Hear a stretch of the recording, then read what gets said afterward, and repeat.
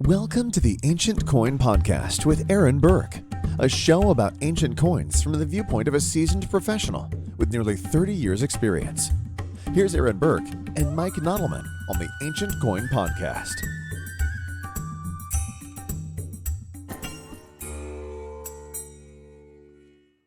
And the sound of the gong means that it is time once again for the Ancient Coin Podcast with Aaron Burke. And I'm Mike Nottleman, so you must be Aaron Burke. Yes. And tonight we have a really cool educational segment for you, something that we're quite proud of. And there was some cool auction news, and maybe even a little, we got a little doofus action too. So where do you want to start tonight, Aaron? I guess, before I get into the auction, let's get a little review because we're like a week behind because of the ANA that was just in Pittsburgh. And so why don't I just give a little synopsis about how that was from my perspective. Okay. I think the market was really good. The show started out really slow, at least for us in the ancient coins, but I know that the US department and our world department were killing it all week. We picked up steam as the week went by, which was great.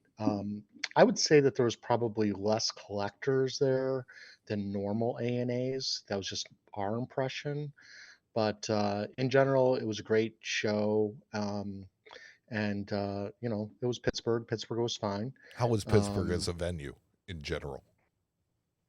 What's that? How is Pittsburgh as a venue in general? It's really good because the hotel was just across the street. It wasn't that far of a walk. I felt pretty safe there in general. I mean, there were some bad areas with some homeless people and things like that, but in general, I thought it was pretty good. The hotel was decent. Food was excellent, and it was good to see all our friends. We made numismatic news, I think, with the purchase of the. Well, you probably know more. You could probably say it was a 1907 high relief with the rare, was it rolled edge, reverted edge? Yeah, it's a rolled edge. So yeah, it was the cover piece to the Heritage auction, and we bought it for our client for 3.6 million hammer, which was actually a bargain because there was one that sold privately lesser grade for 4.7, I believe. Mm-hmm. So all in, our client paid about 4.3 million and some change. Yeah. So honestly, it was a great price. And that's a big thumbs up to Mike and his work, as well as everybody else. I mean, that's not to downplay anybody, but I mean, Mike did a particularly good job with that coin. He did. I trusted him with my client, and I always trust all of my employees with my client. For better or worse. Yeah. Well, and honestly, I had to swallow some pride because I could have done the bidding myself, but I'm not going to do that. I'm going to allow my employees to shine when they need to shine, especially in the areas that they have their expertise in. So, yes. But it was a great win for the company, and it was a lot of fun to be in the auction with Mike handling that. So that was a lot of fun. Yeah. So good time. So the ANA is going to be in Chicago next year, and then the following year is going to be in Oklahoma City, which will be interesting to say the least. A lot of people are complaining about it. Do you say that as the choice of venue, or do you say that just as location? Because I mean, location, look, we talk about, and I mean location as in part of the United States. Oklahoma City is actually close to a hub in Dallas, so it can't be all that bad as far as location. Now, venue, different story. Well, I think it's going to be I've heard really good things about Oklahoma City. I think that the Europeans are going to have a hard time getting there. Mm-hmm. You can't take one flight to get there. Nope, they're going to have to go to New York and then take a connecting flight. Right, but I think they probably had to do that for Pittsburgh anyway. Pretty much the case, yeah. I mean, I don't know too many direct to Pittsburgh flights from London. No, and honestly, these national shows, and all shows in particular, become very much regional shows. I'd say the ANA pulls in more people from around the country than most, but it's still a regional show. There's a lot of people that don't fly in for it. And so like they used to, like back in the day, everybody around the country would come. And I'd say that's happening less and less. So if we get a different demographic of people that we haven't seen because we haven't traveled that part of the country, that's a good thing. And the ANA used to move around a lot, and it hasn't. It's been great for us because it's been in Chicago most of the time. But I think it's probably best in the end that it moves around a bit. Well, I mean, I understand the ANA's position on it, which was when we have it on the East Coast, nobody from the West Coast comes. When we have it on the West Coast, nobody from the East Coast comes. So we're going to try and keep it towards the middle of the country. And, I get. It's also advantageous to me. So I'm definitely not going to poo-poo that idea. But right. I do like the idea of it moving around a bit because it'll help the overall exposure and bring it to a bigger audience, and we can all use that. Yeah, and I think that it's people complain it's in Chicago too much, but it's because it's really easy. It's literally like minutes from the airport. There's really good restaurants there. It is Rosemont, so it's not downtown Chicago. So, but if you need to go to downtown Chicago and enjoy it, you can. You just have to wait for traffic to kind of die down. Well, there's multiple ways of going. There's public transportation that will get you there and will get you there safely, but Rosemont is a pretty ideal location just because of all the infrastructure it's right there. Right. It's super easy for people. Europeans can fly in real simply. Most of the country can get there with one flight for the most part. And so I think that's why they continue to pick Chicago over other venues. And Rosemont is probably, my guess, very easy to deal with because that city was really built for the conventions only. I don't know if there's anybody actually lives in Rosemont that I'm aware of. I am going to leave that one alone.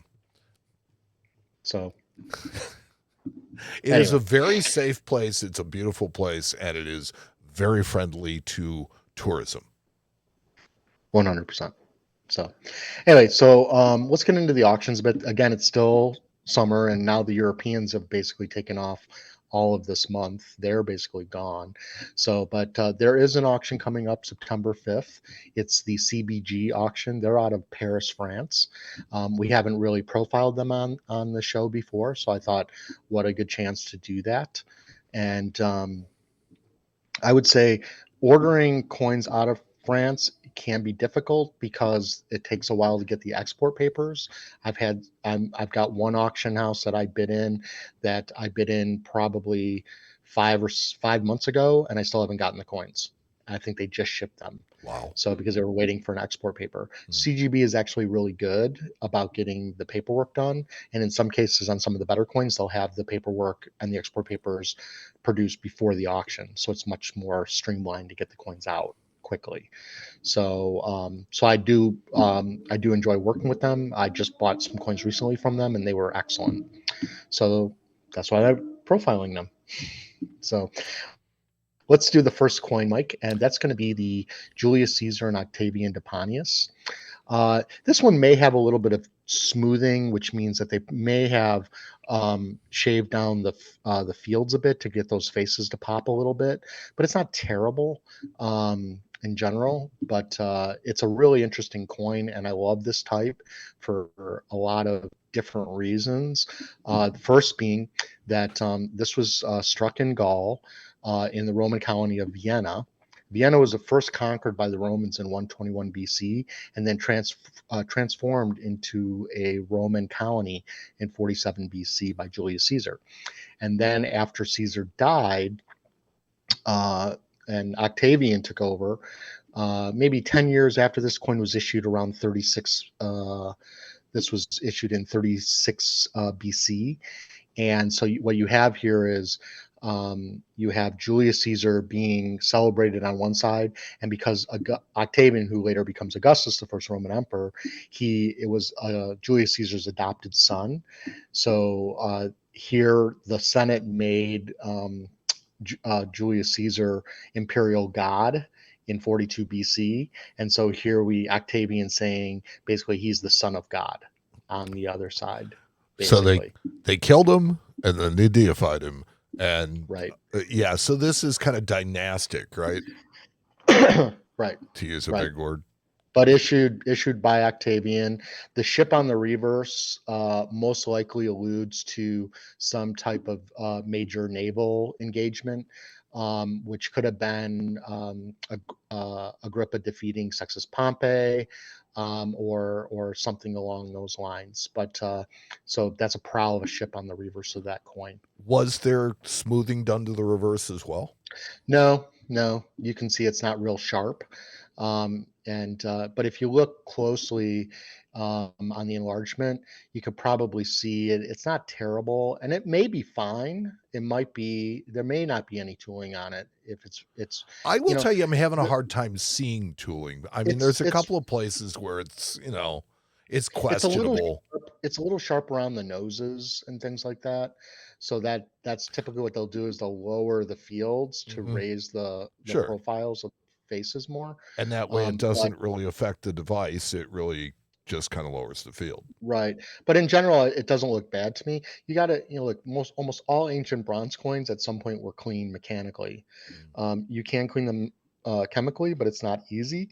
But they're generally cleaned mechanically. And so it takes a very steady hand to be able to take off incrustation and not affect the surface of the coin.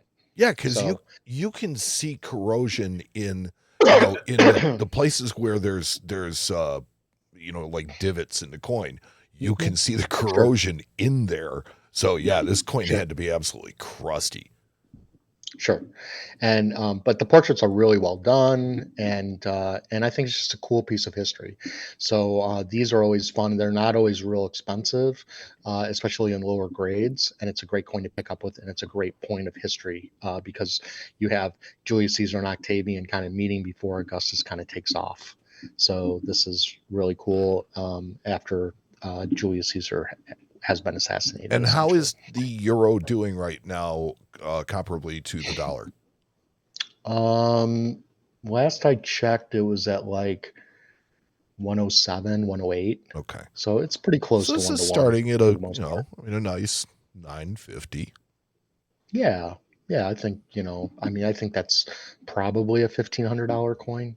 Most likely it could be a little bit higher, depending on what it really looks like in hand.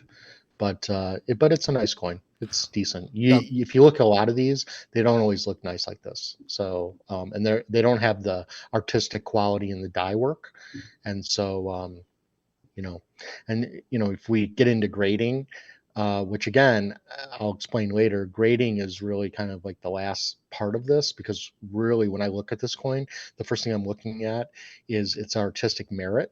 That's one of the first things I'm thinking about when I look at a coin. The grade is kind of the last thing I look at, but they kind of go hand in hand, obviously, because look, if the grade's really high, I'm going to have more detail, but if the artistic quality of the die work stinks, then I'm not going to, obviously, it doesn't matter how it doesn't matter how good the metal quality is and how good of a grade it is. It could be FDC, but if it's a crappy die, who cares? It just means I see a really ugly die much better. Right. So here's more of what you hate. So the next coin, it's lot 81. And the only reason I'm not going to talk long about this one, but this is Otho. We talked about Otho in the last podcast where the name was off of the flan. And here you can see Otho is clearly on the left side, starting at, what is that? About 9 o'clock. 9 o'clock. Yeah. So this is kind of what you're looking for when you're looking for an Otho. It's a little weak on the reverse, just the strike itself. It's not necessarily worn. It does have some high spots that are worn, but it's a very pleasant coin, nicely toned with the full name on the left side of the coin. Is that a harp on the back? A harp? Yeah, in her hand. No, she's holding a diadem. Oh, a diadem. Wreath, which is the wreath. So, but anyway, so I didn't want to spend a lot of time on it. I saw it and I was like, oh, we just talked about Otho and the name off the flan. So I thought I would show that just to show what a good Otho would look like.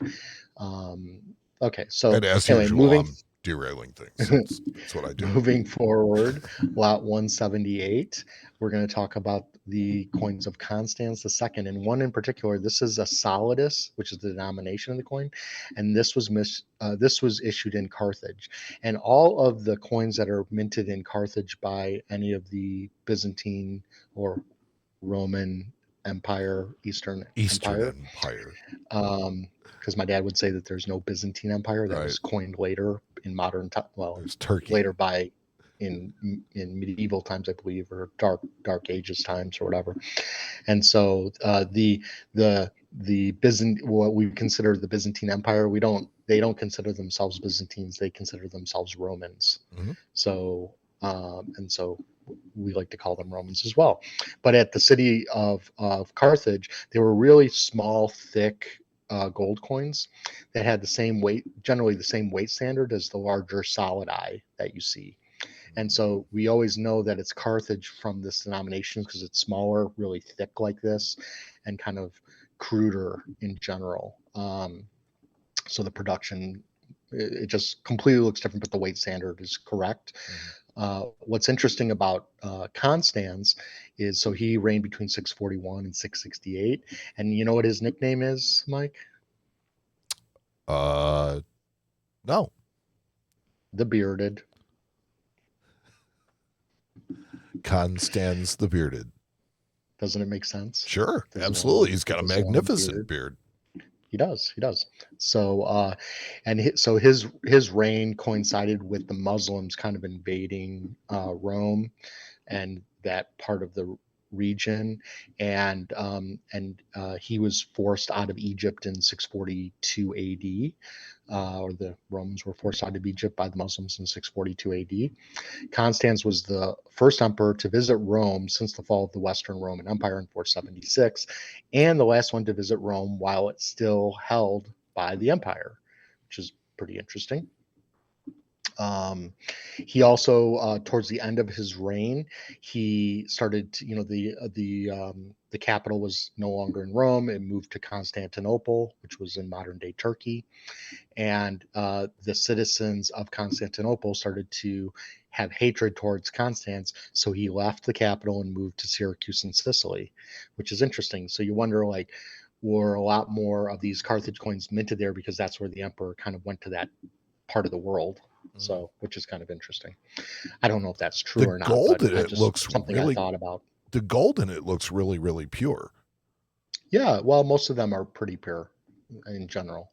Most Byzantine gold is, if you want a cheap piece of ancient gold, the Byzantine Empire is the place to go. Yeah, but isn't it the least ancient of the ancients? No, it's all ancient. It's all 2,000 years old. I get it, but it's not as old as a lot of the other stuff. It's still, you're talking hundreds of years. It's not like it's so far off. No. So, and finally, we have to talk about how he died, which is a really interesting one. So he died in his bath by his chamberlain, either killed with a bucket or stabbed with a knife. Interesting. His chamberlain? His chamberlain. What does that mean? His keeper. Okay. Chamberlain. Okay. So they help them wash and probably take care of them, dressing them and taking care of them in that regard. So in any case, interesting piece. And again, I wanted to point out the fact that they look so much different than the solidi that you typically see from this time period. And then finally, let's go to lot 115. This is an interesting lady. This is Cornelia Supera. And there's not much known about her other than the fact that she was the Empress of Rome while Aemilian was the emperor, and he only reigned for 3 months. And that's probably why we don't know a lot about her other than her coinage. Mm-hmm. And we do know she was of African origin, and so was Aemilian. And so they probably married before they left Africa. And then her name and monuments were condemned after Valerian, who took over after Aemilian, was hailed as emperor in 253 AD. So 3 months in office, but still was able to issue coins with his wife. And we don't know a lot about her because she wasn't around very long. Yeah, it seems like that was kind of a trophy for the emperors, to be able to allow their wives to issue their own coinage. 100%. I mean, that was, the Senate allowed that. And we talked about the empresses before having court issuing their coins. Those were some of the things that they were allotted to do as empress. So, So anyway, that's and you can see the price. It's not cheap. No, and that's just the opener. That's just the opener. So these are very rare coins. They're tough to get, and they're tough to get in any kind of decent quality. This one's kind of mediocre quality, but it's very rare coin. You can see they called it a R3, whatever that means for their standard. So anyway, that's the CGB auction. So I guess that was some cool stuff. It was cool. Yeah. It was cool. So let's bring up the Doofus Purchase. Okay. It's kind of an interesting one. I brought these coins up before, and I'm bringing up this one in particular because it's also part of our educational. This one hasn't closed yet. It still has 18 hours left. It's going to be closing tomorrow. So you're calling a pre-Doofus? No, it's a pre-Doofus, yeah, because the current bid is already at $10,000. That's $12,000 with the buyer's premium. I almost feel like we should be running the Star Wars meme. It's a drop. Exactly. So, I think part of the issue is, and it's funny, I think I've been in the business so long now that I'm starting to sound like my father when he says, "Oh, I remember when these things were that price." And that's how I feel about it. I remember being able to, it is a really nice coin. It's not the greatest die. There actually are better dies than this type, and I can show it to you. They're more cartoonish, but they're more interesting. And this is a more common die, but it's all there. It's nice coin. It's really clear. But $12,000, that's a lot of money for an Elephant Caesar. These are very common coins in general. When I tell you that back in the day, a coin like this would sell for no more than $2,500 if you were lucky. That was a stretch. So, but it is a very nice coin. But there's enough of these out there, and we'll see in our educational series why that is. So I kind of use this coin to tie in to our educational series. You mean a segue? Segue. There you go. I like it. So anyway, you guys can all, depending on when you listen to this podcast, you guys can all decide later on how high this goes. Maybe it just sells for the $12,000 and that's it. Maybe it goes for $20,000. It's a really big deal. I mean, this started at $825. Well, but that's the thing is it's an auction, right? They know it's not going to bring that. They know it got, and it didn't even get a star. It got a choice AU. So it's not even mint state, and it got a 5545. So it's not even their highest ranking, and it's already bringing stupid money. Yeah. This, look, I don't want to cast aspersions on people, right? Mm-hmm. My thought is that the person buying this is somebody who has a tangent interest to coins. That it's got Caesar and an elephant on it, and that was enough for them to buy it. Well, I think that in my feeling that, the slabbing market is more about investing, and that's why the coins aren't so important, because you're basically gambling on these conditions that is put on the slab. And again, we'll talk about it. A lot of people, well, let's just get into it, Mike. Yeah, let's just go right for it. I mean, we might as well, right? We're already here talking about it. All right. So, you there, Mike? Oh yeah, we're here. Okay. We're waiting for you, buddy. Thank you, buddy. Thank you. You're doing a great job. Oh God. That's sarcasm, folks. So I thought, because I had some conversations with some people at the coin show, and a good client who took me out to dinner, which you know who you are. We talked about this because he was saying to me, Aaron, I walk around the coin show and I look at ancient coins and I see prices all over the place. And he's like, is there any standardization? And why is it that way? And I started thinking about it, and I thought, this is a good reason to kind of talk about it a little bit further. And I feel like there's really two markets going on simultaneously. You have the raw market and you have the slab market. And I didn't mention it in this, but you also have the, kind of the segue between the two of them, which is the auction market, right? But it depends on who's auctioning the coins and really what that designation means, right? Because the companies that are selling only raw coins, they will sell a slab coin if it's in a high designated holder like a star, because they know that those slab market people are going to pay ridiculous money, and they're in the business of making commissions, right? So why would you crack out a coin, in your auction that has a star, if you can get 10 times what the coin is worth and make a huge 20% or 22.5% commission? So they'll leave them in those slabs for that reason. But so I thought it's interesting to kind of get into this a little bit and kind of try to break it down and try to make it as understandable as possible. And I know, look, guys, I'm going to talk about this, and there are some on either side of the fence, and I realize that I'm a bit biased because I like raw. So I get it, but I also have to call it the way I see it. So, but it is coming from a bias point of view. Here, but let's temper that a little bit, because it's not quite as biased as I mean, you're very fair in taking that. But what I'll say is that there are two different markets. What you describe is true. And, I look at it always from, the other side, from the U.S. side, where the slab market and the raw market are also there, but they exist together and they have different purposes. Whereas it seems to me, at least from my short experience in it, with the ancient coins,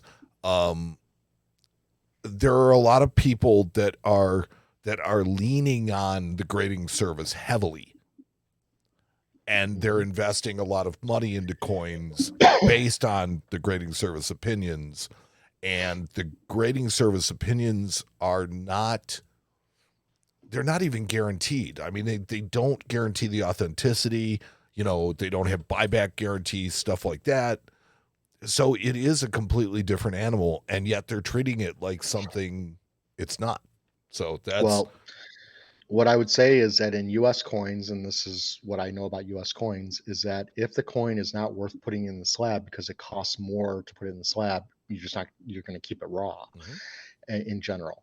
And so and that's because the entire United States coin market has been accepted with slabs, and you have two slabbing companies, PCGS and NGC, the two main ones. Now you have a third grading service that's now started with CAC, and so they can't even get it right in U.S. coins, because why did CAC start their own slabbing companies? Because there was two venture capitalist companies that bought out NGC and PCGS, and they feel like that their grading has gotten laxed because they're looking for more submissions, and so CAC, John Albanese, and others started this new slabbing company for U.S. coins to legitimize and be more stringent on grading practices again. And so if you can't even get it right in U.S. coins, how are you going to do it right in ancient coins? And it's a tough scenario. And in ancient coins, what I can say about the slabbing market, what it's done for ancient coins, it has brought a lot of people into the fold, and that's a really good thing. And so I appreciate that. But you appreciate it more if it's an educated entrance, or at least people that are open to it. Correct. And also I believe that, US coins, because they all generally, they look the same, other than the date and the style for that date. You have your series. And so it's really grade forward, and then the rest of it comes after. And in ancient coins, in my opinion, grade is kind of the last thing we look at. So let's go to the next slide, Mike, and I kind of break that down a little bit. So how are they sold, really? So in raw, it's really comes down to supply and demand. So that, and then it's going to come down to artistic merit, then rarity, which kind of goes in hand with supply and demand on some level. But you could have a rare variant of a coin and nobody cares.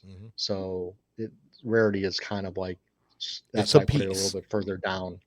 Then you have metal quality, and then you have grade. But metal quality and grade kind of go hand in hand a little bit. But I believe that the artistic merit and the rarity, and then the demand of that coin, really is what creates the value of a ancient coin. That's what drives your market. That's what drives it. When you get over to slabbing, it's really grade first, because if you get a star or a high designation, people are going crazy, and it doesn't really matter what's in the holder anymore. As long as it had that star and a high designation, that's the end all be all of it all, right? Mm-hmm. So then I got to put metal quality second, because that plays such a huge part in how the coin is graded, right? And then we get into supply and demand, because, even though you might have a low demand, but a star coin, it's still going to bring stupid money just because it's a star. That's why I said it goes to grade first again. Then you get to artistic merit, because, again, we've talked about this. You can have an Alexander the Great tetradrachm that is the mintiest, most luster bomb coin you've ever seen, that gets a star, an I rank. It's amazing, but the die work is terrible. Just was not made by a good person, by a good artist. And so there's no reason why that coin should bring a stellar amount of money, whereas you could have a coin that is just EF, but let's say it's rare, it's got rare mint mark, and it has amazing artistic quality, artistic merit. That really should bring a hell of a lot more money than that luster bomb high grade coin, because now it sound like I'm talking about US coins? It does. It sounds, well, kind of. Yeah. Well, I mean, that's what people talk about.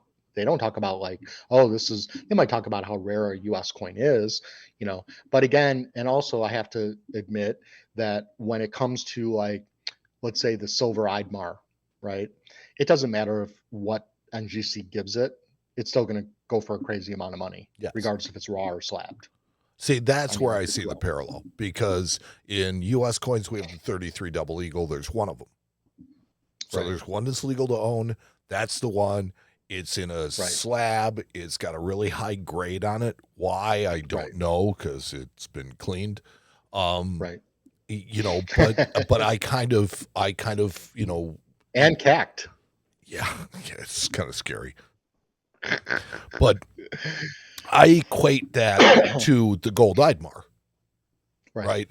And here's another parallel that I'll draw, is that I think for like the Eidmar in specific, the subject matter is something that is widely interesting.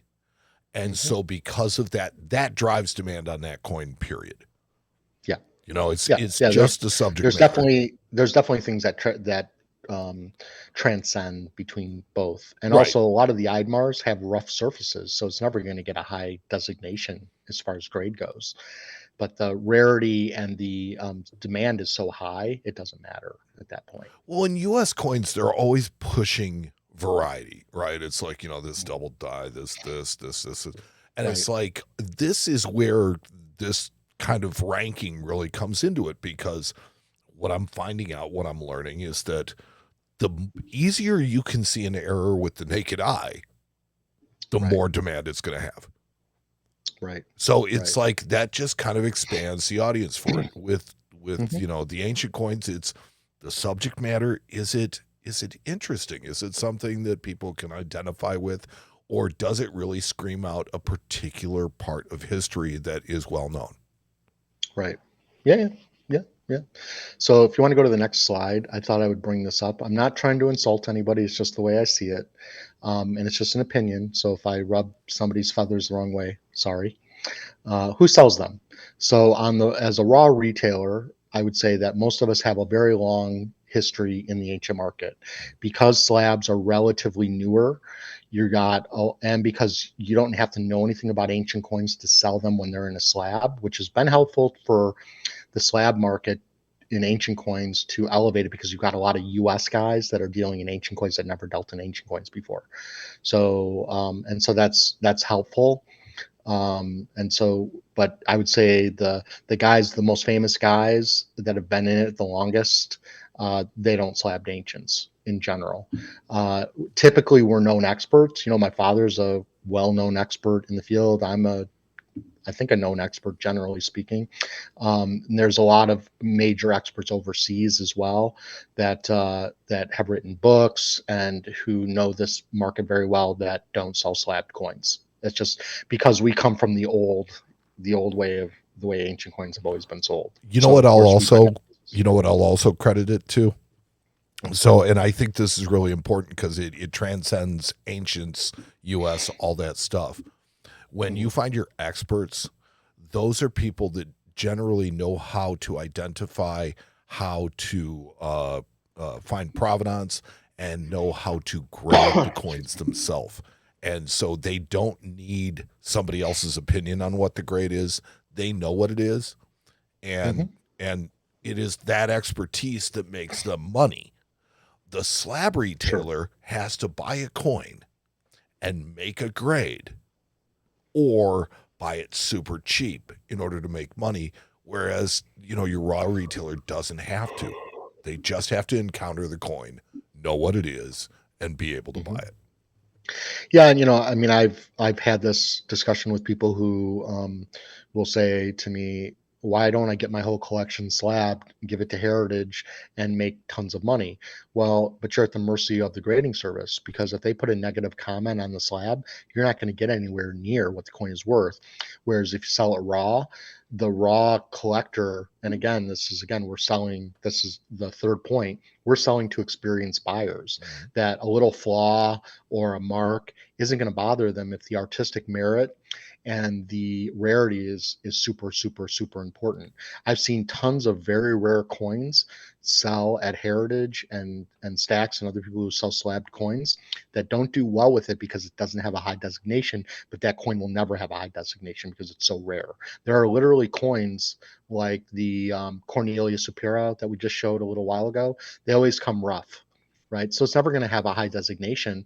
So people who don't understand the ancient market and are only buying slabs for the grade, they're never going to buy that coin, or they're not going to spend real money on it because it's not going to have this kind of grade. So I find that a lot of technical rarities that a lot of the experienced buyers are after, they don't do well in slabs because it's the wrong clientele, right? So that's the other thing. We sell to experienced buyers.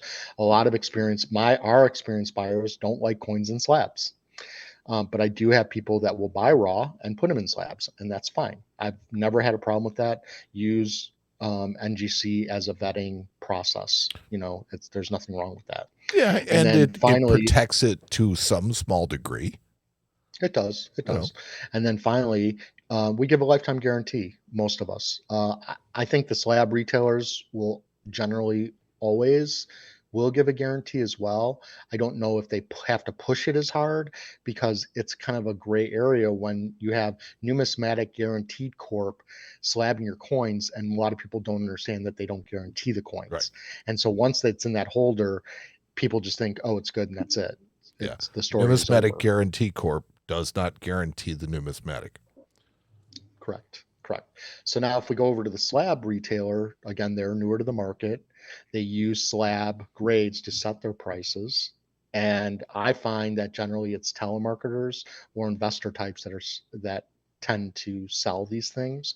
I can tell you that I've tried to sell coins to telemarketers wholesale, and they will not buy raw coins. They only want coins in slabs that have high designations because they can get the most money possible from the people they're selling to if it's in a holder. And because they have trained I've actually had telemarketers tell me that they've trained their clientele to only buy slabbed US, so they can't then tell them to buy a raw ancient coin. They just won't do it. So, and then finally, you have American auction houses like Heritage and Stacks.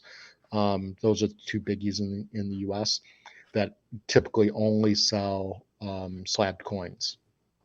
And so they live and die based on what those slab numbers are and get crazy prices when they get those high designations. So again, if I'm advising a client that has an amazing collection and they say, well, I want to give it to Heritage to maximize, I would say, well, you're not going to maximize on every coin because you're going to get some problem. You might get like, oh, that has a scratch or that has a flaw or whatever. And so now you're at the mercy of what the grading service says, and that's going to affect the price that's going to be brought at Heritage or Stacks or any of these auction houses. Because remember, look, if they starting these coins out like that elephant, they started out at $825. And they know damn well it's going to bring over $10,000. Right. So there's no fear in it. And so it almost feels like the auction houses are almost like telemarketers essentially, but they do have a secondary market. So they're not. How do you know if somebody or an institution is a telemarketer? Because there's no secondary market, right? If they sell but they're not willing to buy it back, that's a telemarketer. That's right? usually your first clue. If Right. they don't want it back. Right. So now Heritage or Stacks, they'll start it out really low because that draws interest, right? And it brings a crazy price. And if that client comes back to them and says, well, I want to sell it now, well, they'll say, well, we're going to do the same thing. We're going to start it out at this price and it should bring that price. But you still have to have 2 or 3 bidders that bring it to that level. It's still a huge risk. And are you willing to take that kind of risk if you don't have the right designation on the slab? I don't know. But I think being the slab retailer is really just more of a shortcut because you don't have to have the depth of knowledge. You're depending on other people to take care of the grading and stuff for you. And that means that you don't have to hire people that know what, I mean, it makes everything more just kind of plug and play. And, let's face it, coins don't work well plug and play. There are certain things that you could do fine with, and that's what your telemarketers do great with. But I walked around the show and I would go to some US dealers who had some ancient coins, and generally every ancient coin they had was so grossly overpriced. There's no way I could even come close to buying any of them. It was ridiculous. And they're using heritage prices for their pricing.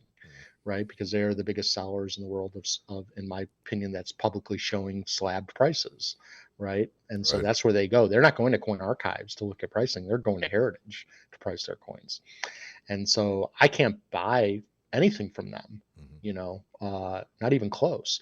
I can walk up to a raw dealer and buy coins, but I can never buy coins from, look, if as a ancient coin dealer of one of the largest ancient coin companies in the world that's been doing this forever, the fact that I can't necessarily buy easily from somebody selling all slabs is a problem. It means that they're so expensive that I can't even get in there wholesale wise to even pick off a coin. Well, the question is, do you want to? Yeah, sometimes they have really nice coins. Yeah. But again, like I bought a really nice Lysimachus dram that was in a slab from a dealer who had very high prices, and I bought it reasonably, actually. Why? Because it's not a popular type in slabs. And so, but I know it'll do really well raw. So there's those coins that have high grades, not stars, but that will do better in the raw market than they'll do in the slabbing market because, again, it's not as an experienced collector in the slab arena. So that there are some things you just have to look for them. So let's get into pricing a little bit. So if you go to the next slide, pulled out Julius Caesar, kind of like our Doofus Purchase a little bit. So the raw ones on the upper side, and then we have the slabbed ones. So these are the oldest ones I could find, generally speaking. So the first one on the far left, that's kind of the die that is a little bit more unusual that people go after. It looks much different than the die to the right of that. It almost has a bigger ear. It's a little bit more curved upwards with the trunk. That is a die that's very desirable. Only shows one eye. And generally has brought more money because it's a rarer die. So in 1996, that coin sold for $1,200, and the one next to it sold for $495 raw. Then the slabbed ones, the earliest ones I could find, was the one on the bottom left, which is not a very nice coin. That brought $1,100 in 2009. And the other one to the right, it's a nice coin, brought $1,500. So really the pricing was pretty close because but I'd have to say that the grade of the one on the bottom isn't very nice. It brought a lot more than it should have. If the one on the upper right in raw brought $495, the one on the bottom should have only brought $300. Should not have brought $1,100. It was a ridiculous price. Yeah, it's clearly worn and probably weakly struck on top of it. Because again, you've got uneducated people buying these things, right? Who don't have a clue. So now if we go to the next slide, what's the prices now? Okay. So again, the the left one, the first one on the top, that one sold in 2023 for $1,800. Very nice coin, nice toning, well centered. The one to the right, fantastic coin. Oh, okay. You can see it's got a full beaded edge. That's the one. It's almost absolutely perfectly centered. It's perfect. That brought $6,500. That's a really nice price for a Caesar elephant. So now look at the slabbed coins. The one on the bottom in 2023 that brought $12,000. Ouch. And the one to the right of that one brought $13,000 in 2021. So again, you can see how much more the slab coins are bringing based on their designated prices. And really, you can buy a raw coin that's probably as nice and probably even nicer, and you'll have more choices to buy them. Now, I have to say that some of the higher graded raw coins now in auction are bringing really strong prices. And that is because I feel that a lot of the people who buy slab coins are now buying raw coins and then putting them in slabs. So if they see a really great coin, there's a good chance that they're buying it to put it in a slab to get a better designation. Because look, if you bought that one coin in 2022 for $6,500, put it in the slab, and maybe you're going to get $15,000 for it. It's a nice investment. Yeah, well, unfortunately, the grading scale only goes up to 5. So, right. So if we go to the next group, I kind of want to get into Nero. So these are Nero Gold Aurii. Back then, the one on the left, that one brought raw $5,000 in 1999, and the one next to it in 97 brought $4,000. Very nice coins, very nice quality. And that was kind of the standard pricing back there then, around between $4,000 and $6,000 in general. The first one I could find was in 2014 for slabbing, because remember, it's kind of a newer phenomenon for ancient coins to be slabbed. So that one brought $5,000. So, pretty comparable to the 1999 one. And then if you go to the one to the right, that one in 2014 brought $9,500. So they're close in price, but you can see it's already elevated, but we're already into 2014 as opposed to 97. So you can already see how the prices have kind of drastically changed. Now let's go to now. So the one on the left, the raw one, very nice coin, brought $4,500 in 2022. And the one above it, fantastic coin. Really, really, really, really fantastic. Beautiful die work, well centered. The artistic merit is fantastic. That brought $16,000. And that was worth $16,000. Really was, in every possible way. But it had nothing to do with anything other than the fact that it's just a beautiful coin to look at. I don't even have to know what the grade is to know that I'm okay spending that kind of money on that coin. There's nothing that you can find to fault it. Now, that's a nice let's coin. look at the slabbed ones now. The one on the bottom, not a very nice coin. Not very nice at all. That one brought $11,000 in 2022. Okay. And the one next to it brought $10,500 in 2021. Again, I don't think either one of those are better than the raw coins, and I think that it was much more of an inflated price. I'd rather have the coin at $16,000 than I'd have any of those slab coins any day of the week. I'd be happy to have the one that sold for $4,500 over any of these two slab coins. Yeah, both of these slab coins are they're meh. Yeah, and look, there's going to be anomalies. There's going to be scenarios where the raw goes for stupid prices. I mean, that happens all the time. But I find that the slab market is much more stronger in certain areas depending on what those grades are. And these are high designated grades. They're not low designated grades that got crazy prices. You can find plenty of slab Nero coins in low grade that don't bring anything.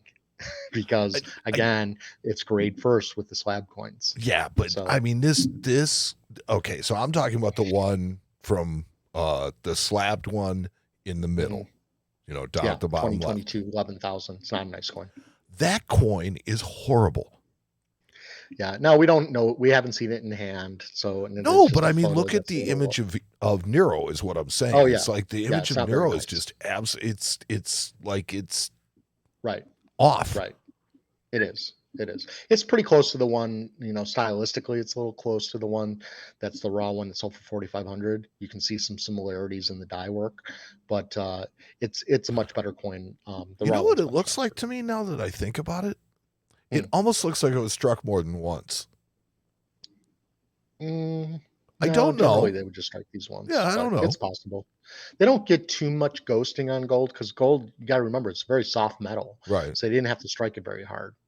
Like they had to do some of the Greek silver pieces, where they really had to double strike those, and you got ghosting a lot of times with the die flipping a little bit or shifting a little bit. So, lastly, let's go to the next slide. Got to talk about Lysimachus. Of course. So, because this is a market that's really changed quite a bit in the last few years. So, raw back then, the first one brought $1,200 in 2000. And the other one brought 1,500. Very nice coins. Very, very nice coins. You can just see when you look at Greek coins, you really have to look at the eye, and you can see that there's character in the eye. You can see they're not just like, especially the one on the bottom of the raw. You can see how strong the eye is and how the ram's expressive really the face is, and you can even see that a little bit. Yeah. And then you look at the slab ones. The one at the bottom. In 2012, that brought $1,400. Come on. And the one to the right of that, nice coin, decent. Yeah, that one looks better than the other one. Right. It brought $2,500 in 2014. Now, again, this is 10 years later, so the market has already changed a little bit, so it's not completely a comparison. But again, these are coins, I guarantee you, I know the one on the bottom got a really high designation, but it's not very nice die work. Yeah. So somebody overpaid for the coin based on the slab price. I'm not totally offended by 2,500 for that one on the right. No, I'm really not. But again, these are the prices then. The prices then sound really good. Now go to the next slide, and things change drastically. So the raw one, again, you're going to have little flaws sometimes, and that's okay. Ancient coins is like my golf game. You don't get it all in one shot. You got to take the good with the bad, right? So the raw one, but again, really nice artwork. The first one sold for $4,200 in 2022, and the other one sold for $3,500 in 2022.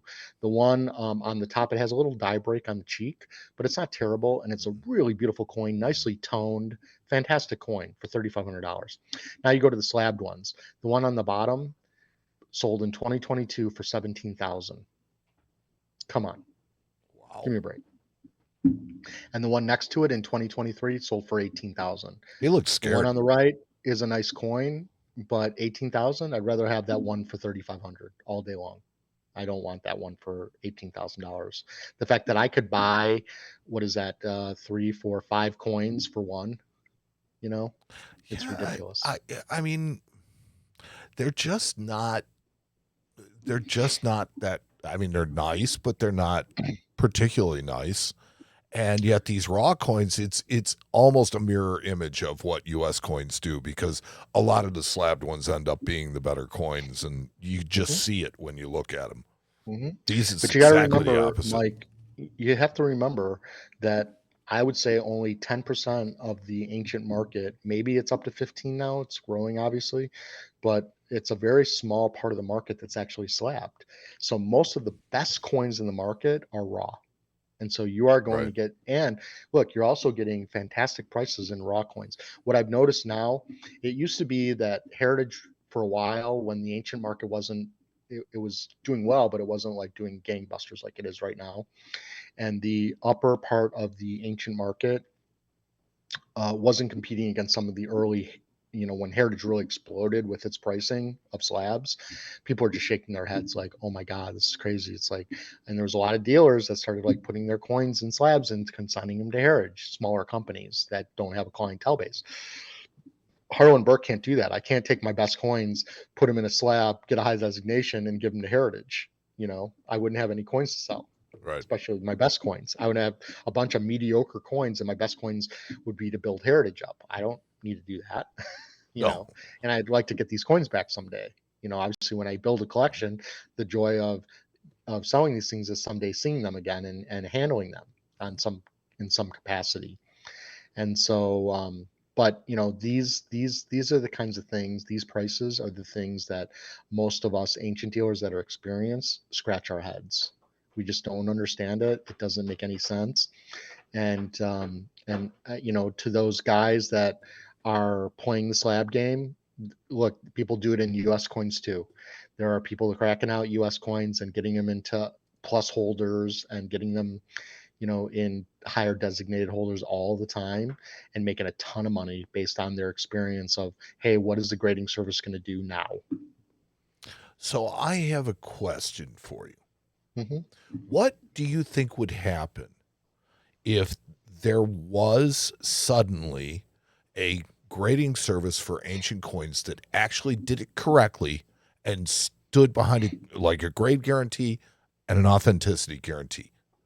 If they actually did it right, what would happen?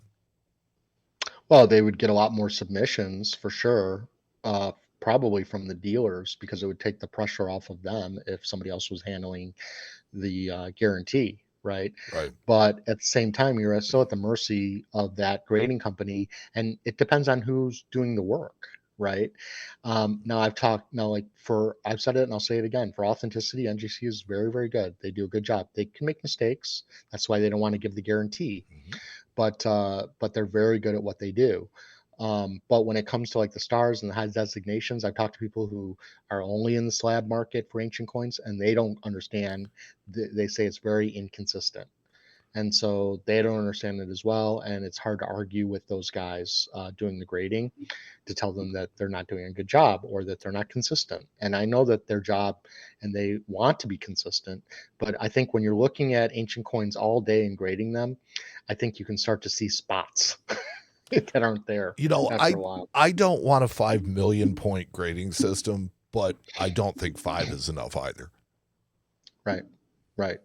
And it's when just, you have too these, complex surface, I think when you have these surface and grade, these surface and stripes, I'll look at a coin and I'll say, well, why did they call that a 3 out of 5?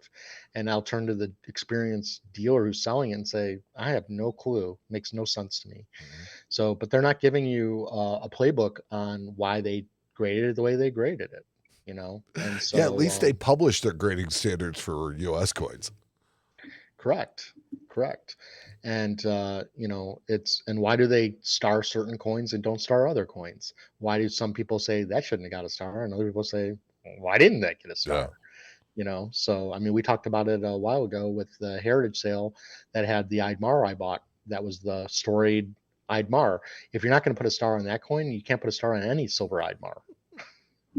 I guess you got a point. But they would star the gold one. The gold one with the hole in the gash. They would star that one. 5 out of 5. I don't think they starred well, they may have starred the gold one that went back to Greece. I can't remember. No, I'm talking about the other one, the one that's legal. No, I don't think they could I watched PCGS put an MS-65 out of 33 double eagle has been polished. So true. There's one. I see it happening. It's possible. I mean, it's the only one in existence. I would like to see get a star. I would like to see that kind of support in the industry that a grading service really did kind of, step into that void, because a legitimate grading service would be helpful. But right. I don't know if NGC is really they're doing something, but I think they're doing almost as little as they possibly can with what they're doing. There's just so much more. I actually think that it's time for, and I started this program, but I didn't really have the support for it. But we really need to start a sticker program for NGC holders. I think that would make a lot of sense, and it would kind of keep it might standardize a little bit more the slabbing company, because you'd have an extra set of eyes vetting that slab. So I think that would be more important than another slabbing company coming out, even though that would create good competition in the market. But I think a sticker program would be the best thing. So honestly. The Aaron Berk sticker program, it gets the. Well, I started a sticker program, but it was done for the wrong reasons, and I didn't have it really clearly defined. And I think it's got to be, I think that having a gold sticker, a silver sticker, and maybe even a bronze sticker, might make sense. But again, it has to be clearly defined, but it has to be real simple. Like, is it stickered or not stickered? It's like, do you, and I'd have to have the buyback that Albany's put into place with the CAC as well. So, but to me, that would make more sense than having another grading service right now. So, fair enough. That's what I think. It might help kind of level the playing field a little bit with this stuff. It would also inflate the prices because, look, if somebody's putting, if I was being real stringent on what I put stickers on, then obviously they're really great coins, and so people will start to pay really crazy money. And the problem with running any kind of enterprise like that is that you almost have to do it as a nonprofit because it's hard to be a dealer and put stickers on coins or grade coins and not making big money off of those decisions. You almost there's an inherent conflict of interest. That's the problem. It's a complete conflict of interest. That's the whole point, right? And so it's very difficult, like NGC, like I believe that they believe what they're doing, but they're still a for-profit company. And Heritage and Stacks and people who sell Slabbed coins, they'll say, we don't grade the coins. And NGC says, we don't sell the coins. And so everybody washes their hands of it. And the only ones that really don't make out are the inexperienced buyers. And so that's the problem. Sometimes the dealers. And sometimes the dealers as well. Yeah. So and everybody else standing around like this going, huh? Yeah, I think there's some really good things that slabbing has done for the market. I really do. But if you look at these prices in some cases here, like that I just showed you, you can see how out of whack some of the stuff is. So, and it's the advantage of NGC to have these stupid prices on these coins because that creates more submissions. So again, if there's a correlation, therein lies the conflict. Correct. So anyway, I thought it was important, and the other thing I noticed is that there are some companies, I don't want to name them because I might get in trouble, but there are companies out there selling raw, and they're selling them like slabbed coins, and I think that that's wrong too, because I think that the experienced raw collector, they know when they're, they know when things are grossly overpriced. And those companies have great coins, but you're paying out the nose for that quality. And so and because the market is so healthy right now and the auction market is so healthy right now, they can do that now. But if the market drops, they're not going to be able to do that. I mean, you can pretty much ask any price. And we were talking this with the new guys, I was talking to my CFO today, and he was mentioning his son was talking about the fact that these young US guys, these kids that are in the market, they've never seen a downside in the market. And so they don't know, they can make all kinds of money right now because it's easy to make money, especially if you're a go-getter, right? But as soon as there's that downturn in the market, then you got to get really experimental about how you make money, and you have to be really careful. So, well, it's like the old Mike Tyson quote: "Everybody has a plan until they get hit in the mouth." Correct. So anyway, that's going to bring us to, that's a good segue into our next pearl of wisdom, which is more of, I think, helpful for the whole industry as a whole, and that is the future of coins is our youth. And if we went back just a couple of years ago, I would say that even probably 5 years ago, there was a big discussion about how our industry was dying because it was getting so old. The average ANA member was super old, and there felt like there wasn't a lot of young people coming into the market, and that there wasn't a lot of future for the market. Well, I feel like that's really changed a lot. And I saw that more at the ANA and just people coming into our store. It's crazy. Yeah. I know you see it, Mike, all the time. The young people. So, and I'll do a shout out to a young man who came in the store with his family out of Downers Grove the other day. I know he's might be watching. Had a great time with him. Nice young kid. It was a lot of fun.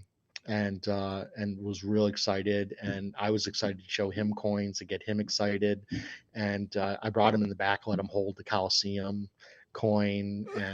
We have 2 of them right now. Let him hold the Coliseums, and he got a kick out of that, and had it was wonderful to see a young man like that excited, because I mean he was really excited. I mean, more so than I've seen in a while. And I've seen more and more of that at the shows and online. There are all kinds of like young 16 to 19, 20-year-olds that are selling coins on Instagram and making good they're actually making good living.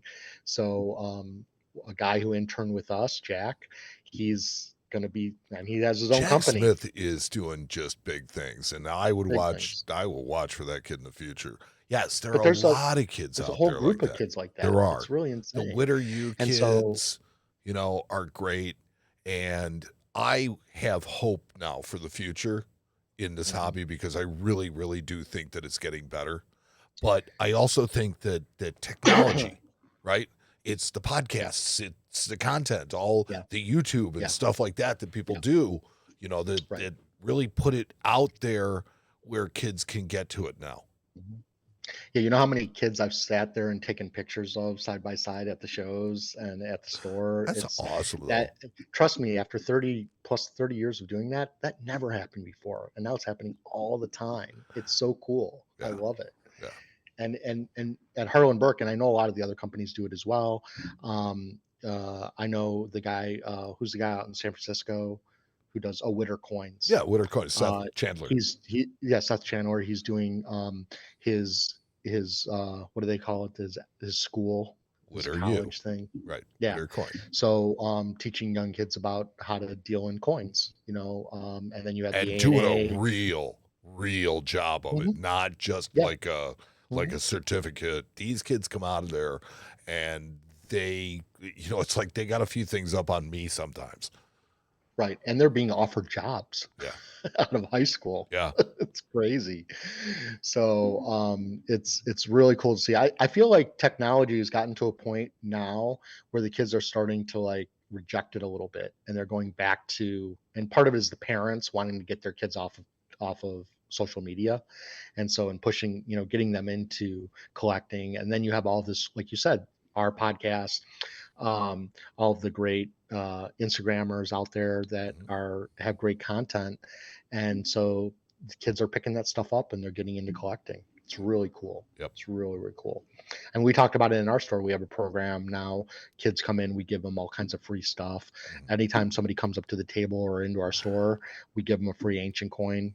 I always say, pick one. And they're always like, oh, really? And I'm like, yeah, pick one. It is one of the most fun parts of my job when I get kids come in, and particularly kids like that one from the other day. Well, yeah, I mean, we're selling the coins for between $15 and $20. For $15 or $20, I'm making a kid's memory wonderful. And so, trust me, it didn't cost me $15 or $20 to buy it. Yeah. So it costs, that investment is worth making all day long. Yes. So anyway, invest in the future. 33 so if you look down the road, all you will see is youth, because when you get down that road, we're not going to be there. So you got to do something about it. And yes, that's episode 33 in the books. That's 33. Any thanks you'd like to hand out? No, thanks. Well, yeah, thanks for everybody who came up to me at the coin show and told me that they loved the podcast and the shorts that I'm doing. And they were really sad that they couldn't see Mike there. They asked about him often, which is completely true. And so I really appreciate all the positive feedback. Sorry there was a delay in getting this one out here, but I didn't want to do it right before the ANA, so we just delayed it. Yeah, no, timing I think was good on this. It's like August is a tough month because everybody's gone on vacation and the coin business is dead. Correct. So thanks again. Make sure that you follow our YouTube page, and if you have any questions or suggestions, please feel free to email us anytime. Yeah. Anytime you can email either one of us, at this address down there. And thank you to everybody who listened, because, without listeners, this is not worth doing. So, agreed. Yeah. All right. So, I guess we're going to call it a night, and we will talk to you next time on episode 34 of the Ancient Coin Podcast. So long, everybody. Thanks for listening to the Ancient Coin Podcast with Aaron Burke. We'll return with another episode soon. Meantime, you can join our private group on Facebook. Just go to facebook.com and search the Groups tab for Ancient Coin Podcast Discussion Group and ask to join. There you can become part of our community, where we share and discuss ancient coins, as well as the show, the ancient coin market, auctions, or just to give our own opinions on things in order to learn together. Join Aaron and Mike again soon for the next episode of the Ancient Coin Podcast with Aaron Burke.